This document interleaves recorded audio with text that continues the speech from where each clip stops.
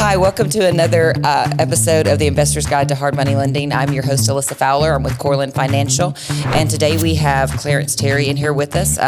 He's been a frequenter up here to Crest Core, to CoreLend, and is an investor himself. So, welcome, Clarence. Thanks for coming. Absolutely. Thank you for having me. I'm glad to be here today. Oh, yeah. No. So tell me. So, how did you get started yourself in investing in real estate? Okay, so my journey began roughly 10 years ago here in Memphis, Tennessee.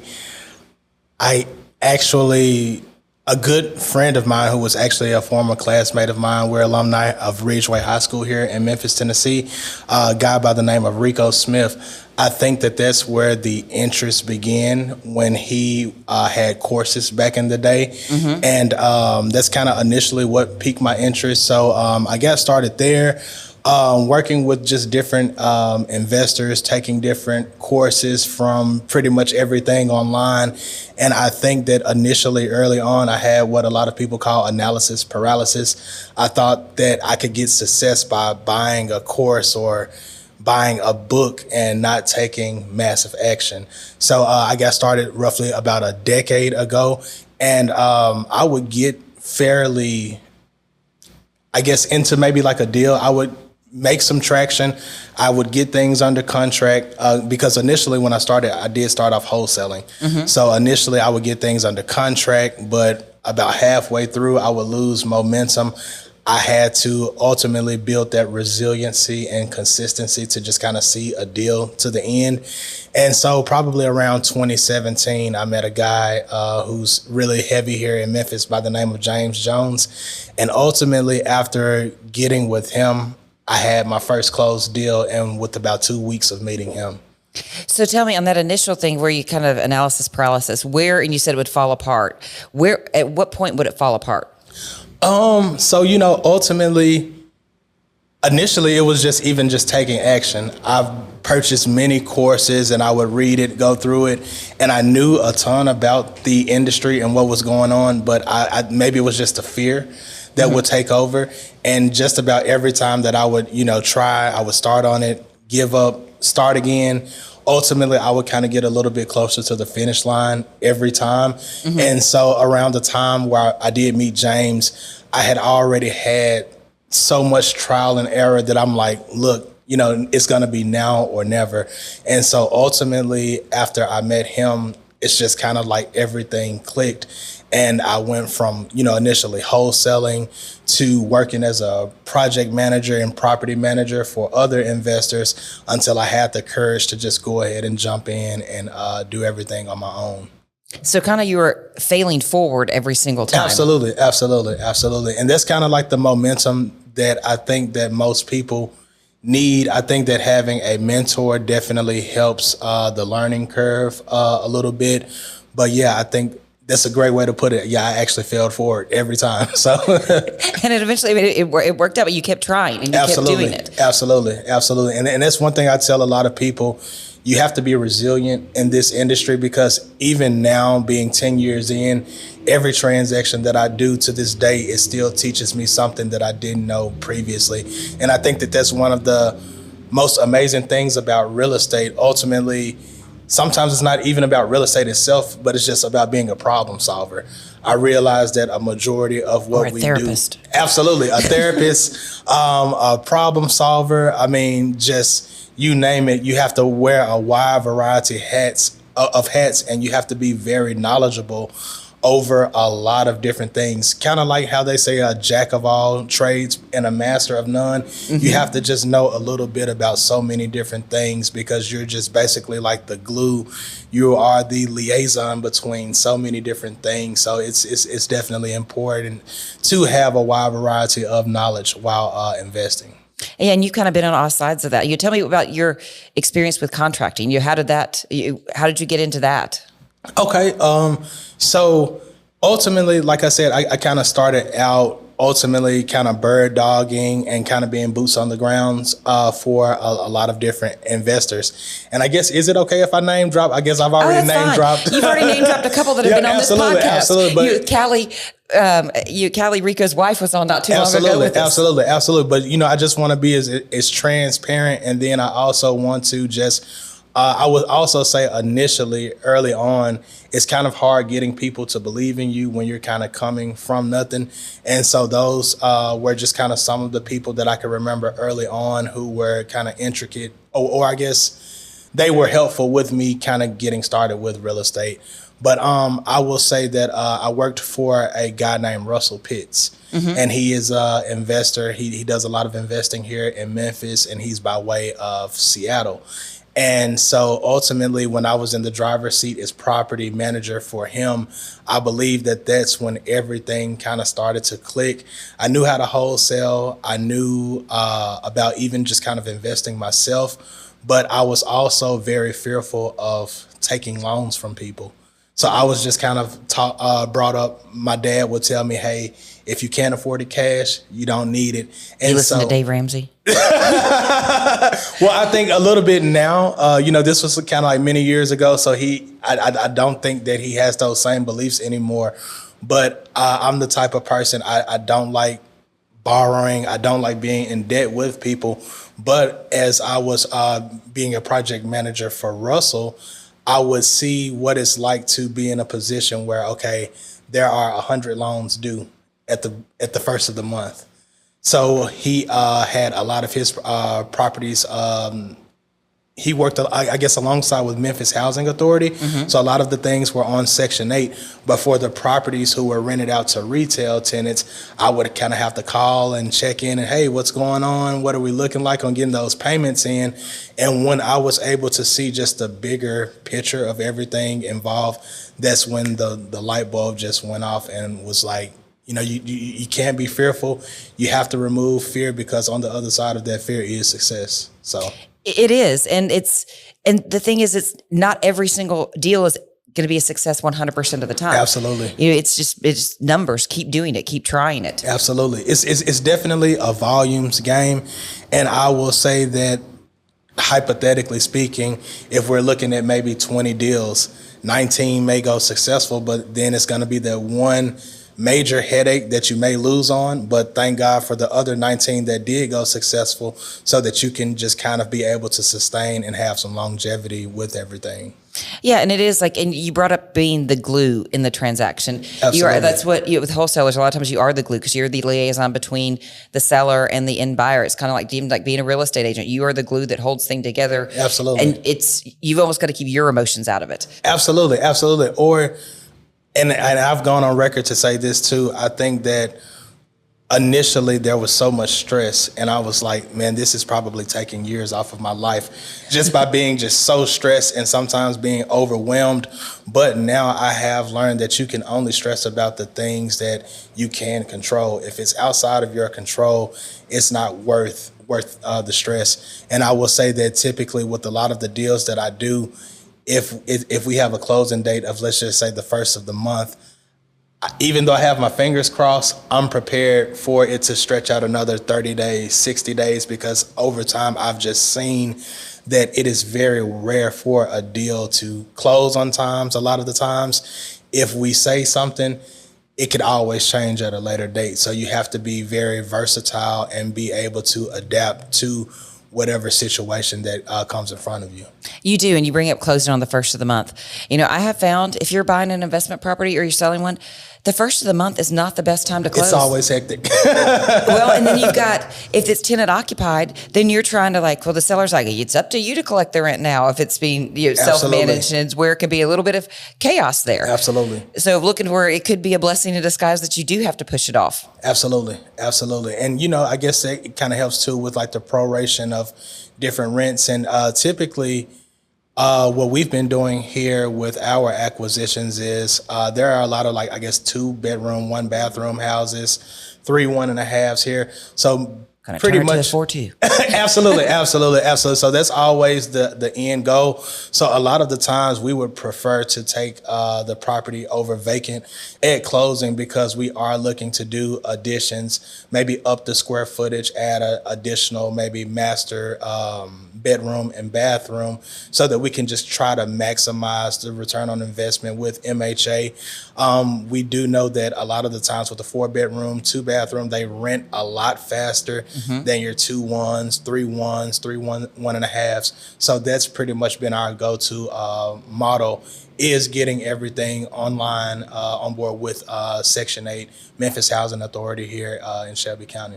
Now, there's been a lot of talks because Section 8 is it's a big draw for a lot of people because it's really guaranteed payments on it. But what would you say, and so people look at those Section 8 numbers, those rent numbers, what would you say you're getting on average now from Section 8 for a 4-2?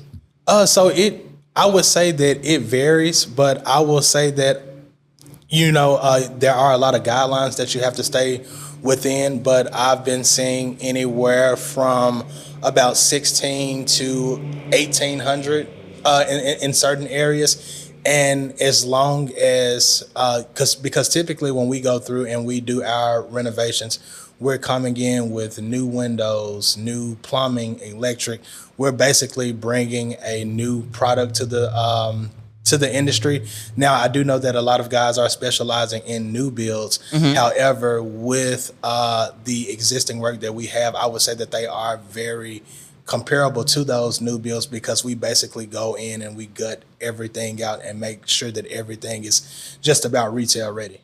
And that's something that's very important on getting these, because everybody wants that top, they see that top Section 8 number and that's what I'm going to get. Absolutely. And they go in and do just the bare minimum basic rent ready and still expect to get that top rent. Absolutely. I don't think they're going to get that. Absolutely. And then especially even when it comes to appraisals as well, that's typically what we look like when we are going through getting the appraisals. If I'm looking to, on a cash out refi, bring in X, then I'm going to look on market and see what those comparables look like down to a T. So if they had new windows, if it was new flooring, we also try to even just kind of see what colors are in style. Because trending, yeah. Absolutely, because I remember talking to you a while back and you were telling me that the market had changed, and I believe agreeable gray is absolutely, and they were kind of going with more so of like a kind of eggshell white, and so there were literally just houses sitting on the market. Was I wrong though? Was that absolutely right? Absolutely, I was right. Okay. All right, so I gave you good advice. Absolutely. So yeah, for one of my recent flips, that's actually what I went with, was the colors that you suggested. So. Nice. Absolutely. And that's what I think, even too, people think it doesn't matter, it's a rental. Well, these people have a lot of choices now too. Absolutely. All these people, there's lots of vacant properties. It's just almost like buying a house right now too. They're going to go with the nicer finishes. They're going to go with the style that they like or the colors they like. Absolutely. And so when it's people try to do the bare minimum, they're not going to get the best return on their investment, especially in a market like this. Because I know we're still a rental city, but absolutely, there's a lot more. There's a lot more options for tenants now. For sure. Yeah, I see a lot of it online, especially with like Facebook. I'm in so many different Facebook groups. So that's also one thing that I try to look at, is what other investors are doing to see what's actually working, because the market is always evolving or changing. And so it's just one of those things where I don't want to be resistant to change. So whatever is working, I'm always trying to share with other investors, maybe like KPIs, best practices, so that way I can always stay ahead of the curve. And y'all are really kind of forward thinking on the exterior colors you're painting the houses. Like, it looks like, was it urban bronze or something similar to the dark, whereas people went light on the outside, y'all are going dark, and they stand out. Absolutely. So I think that that's one of the things that we've learned. Ultimately, when you are in these 30-year loans, you want to make sure that you can maximize that return on investment. So a lot of the times going with darker colors, being that we are putting a lot of our houses on Section 8, going with the darker colors when kids are touching walls, different things. They're going to leave fingerprints. They're going to draw on walls. Absolutely. So kind of going with those darker colors, it just kind of helps the long-term return on investment, because after every move out, a lot of the times we may not have to just come in and repaint everything, because when you're looking at that 30 years, every dollar counts. It does.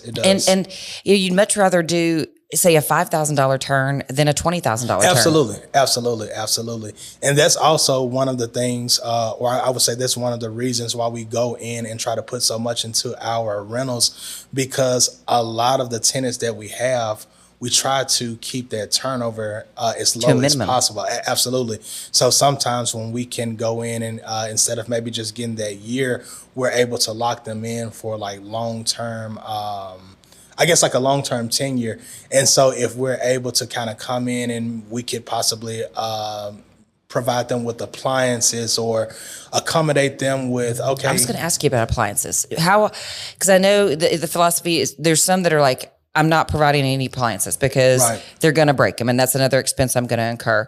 And there's other ones like, but I'm going to get higher rent if I've got these appliances there. So where is that line for you of what makes you decide to put appliances in or not? Okay. So I would say this, I'm very forward thinking with appliances, but fixtures like ceiling fans and other things like that can break, we go with more so of like the recessed lighting and when it comes to fixtures. But when it comes to washing machine, we'll probably go without the dishwasher.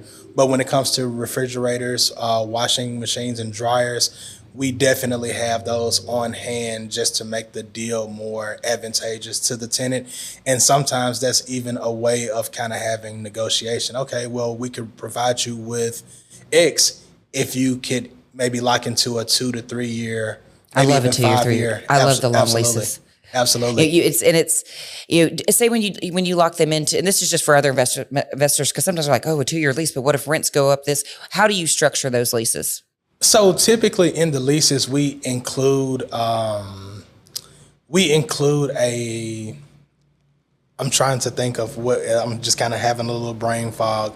So I guess with inflation, we typically include that 3% that pretty much on average, it will probably go up around 3% each year just to kind of keep up with inflation. And to cover your taxes and insurance too. Absolutely. Because it seems like insurance is going up every single time you turn around. Absolutely. And I mean, that's just kind of the nature of the beast. Ultimately the tenant is our main priority, but shortly after that, we do want to remain as profitable as possible. And so I will say that typically in our leases, we do include that. And then also dealing with Memphis Housing Authority, typically each year you can go in and ask for an increase as well. So that's also just kind of like part 2 of that, because I would say with the entire portfolio, a majority of it is Section 8, but we also do cater to retail as well. And I could see where Section 8 with providing appliances, they're on Section 8, they're on assistance. Some of those appliances that's a lot of money. Absolutely. So if you can provide that and they take care of it, then that's great. They're going to choose your property over one that doesn't provide anything. Absolutely. And we also keep up with the numbers really good on the ledger as well, because a lot of the people who are on Section 8, they don't want to lose their voucher. And so typically I will say that we go through with a good vetting process. One thing I do like about being local to the market, I feel that I'm able to relate a lot to the tenants. And so we're able to just kind of have really great communications where I can kind of get a feel for the tenant. We do pretty extensive background checks. We run a background check. We also, as far as like employment is concerned as well. So we make sure that we do our due diligence on the front end, because sometimes if you're in too big of a hurry, you can choose the wrong tenant. And a lot of the times choosing the wrong tenant will cost you versus just having the house just sitting up vacant, That it is. And I know because it's kind of like, I view it as this, we're new construction. These builders are going to offer these different incentives. And they offer everything under the sun, but lowering the price. Absolutely. and that goes to think of where you want to keep your rents high because it's comps there. And those rents also too, especially in heavy rental markets, you just take, for example, here in Berkeley, those rents were driving the values of the homes because there's so many rentals. Like for the comps of actually selling a home or renting it, you want to keep those comps up. Absolutely. So yeah, that's why I say it relates. The rental market relates just as much to the retail market in some sections of Memphis. For sure. So where are y'all seeing success? What areas are y'all seeing success in right now? So realistically speaking, I do a lot of investing in Orange Mound, 38114, 38111, 38112. I will say that those are kind of like the favorites, and over time, that's kind of like where a lot of the acquisitions over the last couple of years have been coming from those areas. And there's a lot going on there. And you've got, especially with that 38114, you've got, it backs up right to 38111. For sure. And then you've got comps that you can pick a spot on 38111 and you can get every type of neighborhood possible in the city of Memphis. Absolutely. I would definitely agree. And with a lot of those areas, you are starting to see like the additions of bike lanes, and there's like a huge library that they just built in 38114 as well. So you see a lot is starting to come to those areas where they're starting to invest more money into those areas to make it just family friendly. I've noticed an increased like police presence, obviously, over the last couple of years. So I think that those areas are starting to just kind of turn around, having a lot more amenities, community centers starting to just kind of spring up. And we're just trying to bring as much life back into those areas as possible. And a lot of people would claim that's gentrification, and it's not in this city. Yep. You're not going to gentrify this city. Absolutely. And I was about to say that word, but as I was talking, I was like, let me not say that because I didn't want to just kind of go that route. But I think that ultimately... So I just brought it up just to get it out of the way. Yeah, but I do see a lot of diversity even in these areas. Diverse presence of, people of all just different walks of life, different backgrounds. So I think that that's one of the things also that I love about the city. We just have so much personality and diversity. There are a lot of different, just people here. So that's also just kind of like one of the exciting things that I like. It's just working with a diverse group of people. You're able to just learn so much. Well, and too, and I watched A Field of Dreams just the other night, and it's kind of like whatever the Mandela effect, if you build it, they will come. I think everybody absolutely. You go in there and do it. It takes the first one to start doing it, and then others follow. But you want to keep it to where those values keep increasing, because if they don't, others aren't going to follow, and then the city's not going to invest in these other things. So it starts with going back to the Bible, it starts with a mustard seed. Absolutely. All it takes is just that faith and being able to believe in something that you can't see. So it isn't, and you see that where there's so much activity going on in 38114. Absolutely. And I went to University of Memphis and lived off of Spotswood, but on the west side of Spotswood. So right there where it turns into Orange Mound. Absolutely. But you can see where that whole community is changing so much for the better. But you've got those foundational people that have been there for generations. For sure. And so it's like, it's nice to see the revitalization, but keep it still core of who it is. Absolutely. And I think that's very important because our city definitely has a certain identity to it that I guess is controversial. We're always in the media and the headlines, but I think that that's one thing that kind of makes our city a fun city to be a part of. It is. We grit and grind. That's absolutely. That is our culture. Absolutely. And that's definitely been, I would say, the premise of my business is growing up, being able to, again, just kind of overcome certain adversities and building that resilience and that grit and grind that you need to survive, because considering just economic conditions, I think it's hard for a lot of us. Every deal has to make sense, and we try to just mitigate risk as much as possible because, ultimately the game, the objective of the game is to do this long term. So it's to do it long term, but the objective of a game, you're not in business for your health. Absolutely. It is a for-profit model for you. Absolutely. But sometimes in wholesaling, it gets a bad rap because there are the bad players, the bad actors. Absolutely. In it. But absolutely. An ethical wholesaler is invaluable because they're ones that they're getting the deals. Absolutely. And they're the ones that are, hey, I'm making this assignment fee, but it also makes sense for this person too. Absolutely. Because without them, I would say that, wholesalers do get a bad rep, but ultimately they are the bedrock of the business because they're doing the dirty work that a lot of people don't want to do. And initially, they're putting their boots on and actually going out in the field. Absolutely. So early on, when I got started with wholesaling, I would say that the systems that you have to manage, like the Podios, the CRM software, it's so much. And even just having like sales representatives that could come in and they're motivated to close out deals every day.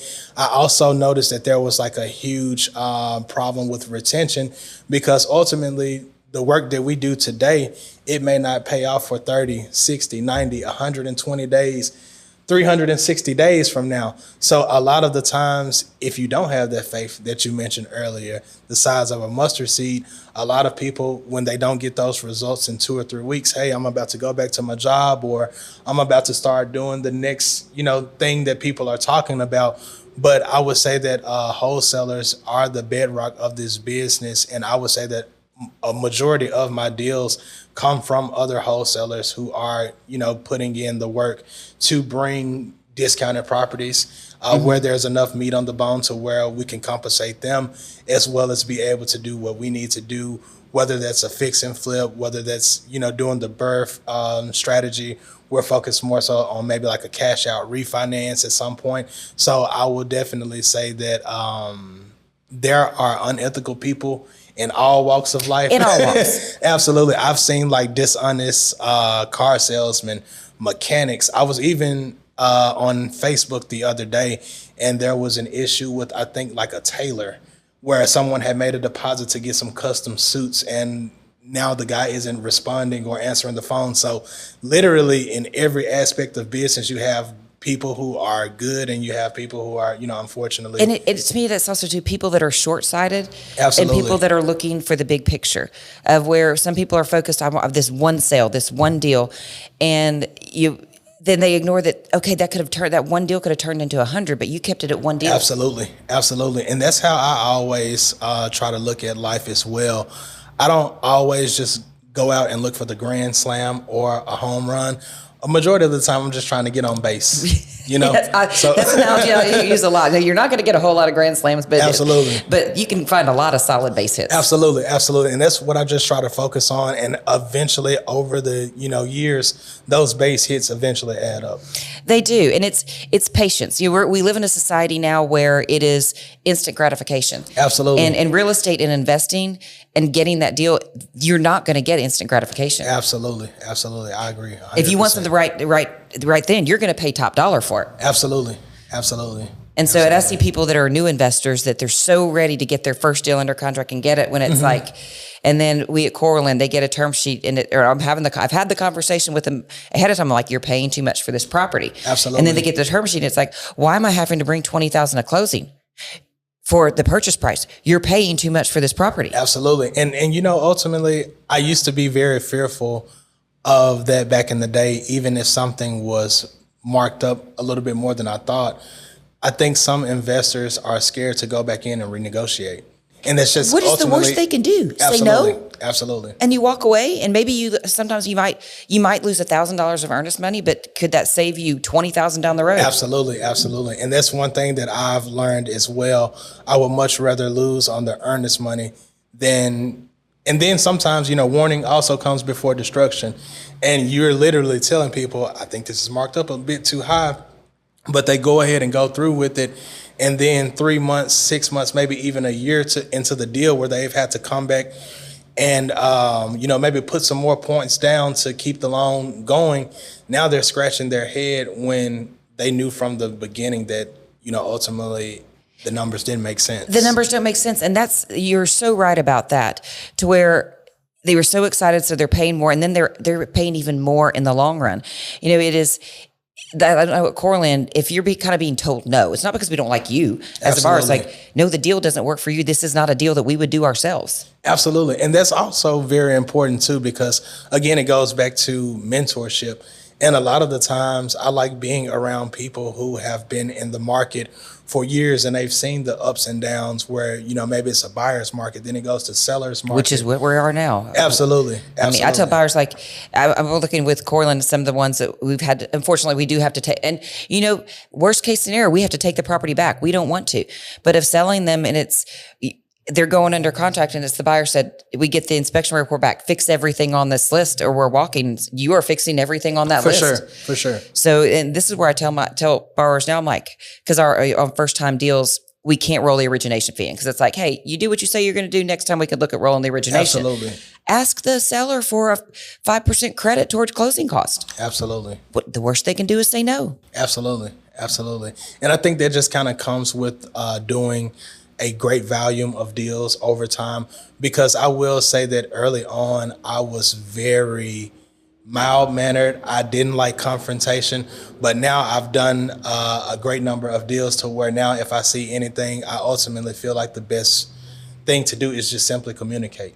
And to tell the truth. Absolutely. And that's what you do have to, in all of this market, in the investment world, you have to develop a thick skin, and you have to be willing to roll with the punches and not be afraid of rejection. Absolutely. Absolutely. And ultimately, I think that building up that fearless mindset has helped me in so many other endeavors of my life as well. Just being able to be resilient. And again, like I said, overcoming just every objection, being able to overcome every obstacle that's thrown at you. Real estate has definitely helped me develop tough skin throughout the years. Yeah. And like you said, being able to communicate. That is keeping those open lines of communication. Yeah, ultimately, I think so. Earlier at the beginning of the year, I went back to school to pursue my master's, and I also got a certification in project management. Thank you. And so, what are you getting your master's in? So I'm actually getting an MBA focused in accounting. Nice. Absolutely. And with the accounting, with the spreadsheets, with running numbers, for sure. That is going to help you. So ultimately, going back to earlier when you were talking about being a therapist, you have to be a therapist and accountant. Just so many different hats. But one thing that I've learned just through project management, I would much rather over communicate than under communicate always. So I would much rather you say, hey, Clarence has called me 3 times. I wish this guy would find something else to do. But I would much rather you do that than like, I haven't heard from Clarence in like 2 weeks. Like, what the heck is going on? So just being able to over communicate and make sure that everyone is being updated in the loop in real time. I will say that has helped me out not only in real estate, but just in relationships. And ultimately, if something is on my mind, I don't want it to fester or just take up mental real estate. I will pick up that phone and dial and get whatever is in my mind. I will bring it out into reality so that we can get it taken care of. So, and then you say, and sometimes it's not, you don't have the answer yet, but it's acknowledging, hey, I'm still working on it. Absolutely. Because sometimes, and ultimately, I think that our brains are wired sometimes to think the worst. So when you don't hear from someone, you automatically go to thinking the worst. Well, what'd I do? Exactly. So now I will say, hey, I haven't gotten an update yet, but I am working on it, and I will keep you up to date in real time. So just being able to pick up the phone and communicate, even sometimes when there aren't updates, it just kind of keeps everyone's jitters down. And, I think that ultimately when you also over communicate, it makes people want to continue business with you as well. Yes. And I would say setting realistic expectations. You don't want to overpromise and underdeliver. Absolutely. And even just kind of backtracking, I will pinpoint this. One of the biggest things that I felt was, or I thought that was very hard for me, was to deliver bad news. It's never fun. It's never fun. But I will say that throughout the last year or so, I've started to become better at delivering bad news, because you hate to be the bearer of bad news, but somebody's got to do it. Absolutely. And I like to use the phrase in real estate. I mean, like, we get to inspect some of these things. You're calling somebody's baby ugly. For sure. because that's why you've got to be the one to take the emotions out of it. Absolutely. Like, these are the facts. Absolutely. It's facts over feeling sometimes. Absolutely. And it's to not be cruel about it, but just to be direct. For sure. Because nobody likes delivering bad news. Nobody does. If you do, you're not a nice person. But it has to be done.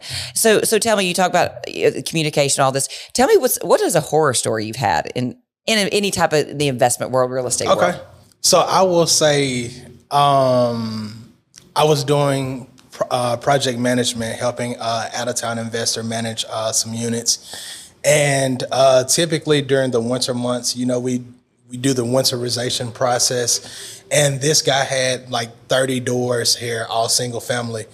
And so typically, when we onboard tenants, we teach them basic things on, okay, here's how to use a plunger. Here's how to use a drain, just basic things. You would assume people know these things. Don't ever do that. Absolutely. Have you seen some tenants, they don't know how to change a light bulb? Absolutely. Changing air filters. And then even one thing. I don't even know how to do that. And so, even one thing that we added to our process, we do quarterly inspections. And so even on the air filters, we write the date that we checked it ourselves. And so that way we can tell if the tenant has actually changed the air filters from our previously quarter inspection. But going back to the horror story, there was a investor, and I don't think that he went over winterization processes with his tenants. And so I know where this is going. Yeah, absolutely. So he ended up having pipes burst under 5 properties. And so when you're looking at probably over $30K in damages because we had to go back per in. property. Absolutely, per property. And so that's probably one of the worst things that I've seen happen in my tenure of about 10 years was that probably $100,000+ in damages over people literally just not Opening the cabinet doors. Absolutely. Just letting the faucets drip. And so those are the horror stories that I typically like to discuss because you have so many people who only talk about the fairy tale of, oh man, real estate has changed my life. I've been able to retire myself and retire my parents. But people don't talk about those type of things that are happening in real time all the time. Well, and some of them not realize Memphis is an old city. These pipes are old underneath. They'll last a long time, but they're not these PEX pipes that are expanding and contracting. No, they're still the cast iron, a lot of them under there. If you don't do those things, you're looking at big repair bills. For sure. And so I've seen, a lot. I will also say from just certain vandalism, being able to know how to. Your condensers are never safe. I'm telling you. So I literally, the last meetup that we had, I was talking to someone and they said that their HVAC unit had recently been stolen. And I'm like, man, we've learned over the years until we get a tenant in place, HVAC is probably going to be the last thing. It's going in not even the day before they move in, the day they move in. Absolutely. And it's going to be warm too. Absolutely. Because if it's in the winter, you're not putting that condenser outside. Absolutely. So that's even just things that we've learned throughout the years. We typically go in and we will cement a cage over it, but then we also typically go in and put an 8-foot privacy fence around it as well, just to help deter theft as much as possible. And now you're frying them too, aren't you? Yep. Absolutely. Here you talk about that. You talk 8 condensers. One of our tenants, we got code called on us. It wasn't the sister that called, and the tenant was disabled. The only thing we can gather was the criminal had at least a little sense of heart, or he called code on us because he didn't want that tenant to go without the condenser. Oh, wow. So at least there was a little, remorse there, but it's kind of like that was the only person we could think that called it on us. Man, it's honor among thieves, I guess. Absolutely. So it's definitely, I've seen so many different things just throughout the years, but again, just making sure that you have insurance, making sure that you are going through those extra precautions to safeguard the investment. So, and you bring up insurance. That some people are thinking, as soon as you drop that insurance, your property is going to burn down to the ground, and then you are just SOL. Absolutely. So that is a huge thing. Insurance on it. Shop it around, but make sure. And then going into insurance too, it's making sure that you're covered enough. Absolutely. I heard, now I don't know how true this is, but I know that Houston has certain flood zones, and I heard you have to have flood insurance and hurricane insurance because let's just say the wind does it, not the flood. It's just, but you have to just make sure that you are able to be knowledgeable about it, because one thing that I've learned about insurance companies, they don't want to pay. Absolutely. So no, you're right. So just get your bases covered.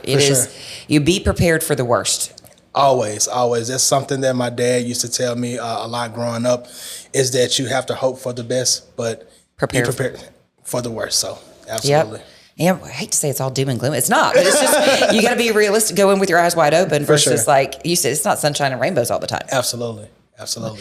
Well, any questions you have for me, or don't feel like you have to. You can't. Well, I would say that I see you pretty much on a bi-weekly basis just about now.